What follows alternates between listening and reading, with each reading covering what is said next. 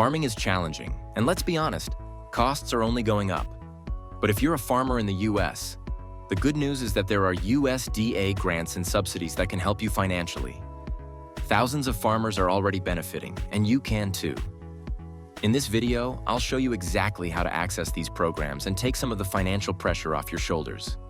Understanding grants and subsidies. Before we get into how to apply, let's clarify what USDA grants and subsidies actually are. Grants are essentially free money given by the government to support specific projects, like starting new farming operations, expanding your farm, or investing in conservation efforts. One important thing to know is that some grants require cost sharing. This means that you have to match the USDA's contribution with either your own money or time. Subsidies, on the other hand, are ongoing payments that help cover farming costs, such as crop and livestock production, disaster relief, or conservation improvements. These payments often depend on specific conditions, such as reaching environmental milestones. Let's get into how you can actually get these grants and subsidies. Step 1. Determine your eligibility. The first thing you need to figure out is whether you qualify for any of these programs. The good news is that many farmers do, but each program has its own criteria. For instance, if you're applying for an Environmental Quality Incentives Program grant, you'll need to demonstrate that your farm is implementing sustainable practices like water conservation, soil health improvement, or rotational grazing. This program accepts applications year-round, but funding is awarded based on periodic deadlines. Another option is Farm Service Agency loans and grants, which are great for beginning, minority, or veteran farmers. These loans can help you buy land, equipment, or livestock, and they also support farmers recovering from natural disasters. FSA loans include both direct loans and guaranteed loans, which offer different levels of government backing.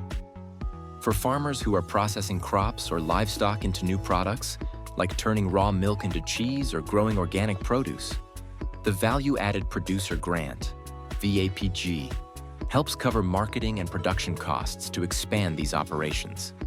Remember how we talked about how certain programs require you to match the USDA's funding? Keep in mind that VAPG is one of those. These are just a few examples of the countless programs that I'd suggest you research carefully. You can find detailed information on the USDA's website, but a call or visit to your local USDA office can also help you figure out which one is best for your specific needs. Step 2. Prepare your application. Now, this is the part where most people get stuck. But don't worry, it's not as hard as it seems.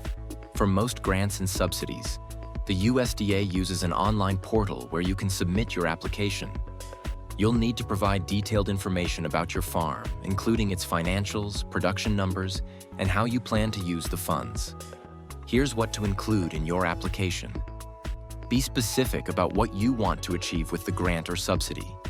For example, if you're applying for EQIP, explain exactly how you'll implement conservation practices and how it will benefit your farm and the environment.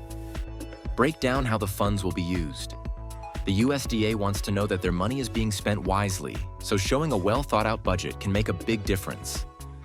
Have all your paperwork-ready tax forms, property records, financial statements, etc. These will help prove that you're running a legitimate operation. Step 3. Submit and follow up. Once your application is ready, go ahead and submit it through the USDA's online system. Depending on the program, it might take a few weeks to a few months to hear back. While waiting, keep your records up to date. You may be asked for additional documentation or follow-up information during the review process. Don't be afraid to follow up with your local USDA office if you haven't heard back after a while. Persistence can pay off, especially when it comes to government programs. If your application is approved, congratulations. You'll either receive the funds up front or in installments, depending on the program. For subsidies, though, like in the case of EQIP, payments are often tied to specific milestones, like improving soil health or reaching conservation targets. Make sure you use the funds exactly as outlined in your application. The USDA takes accountability seriously, and you'll need to report back on how the funds were spent.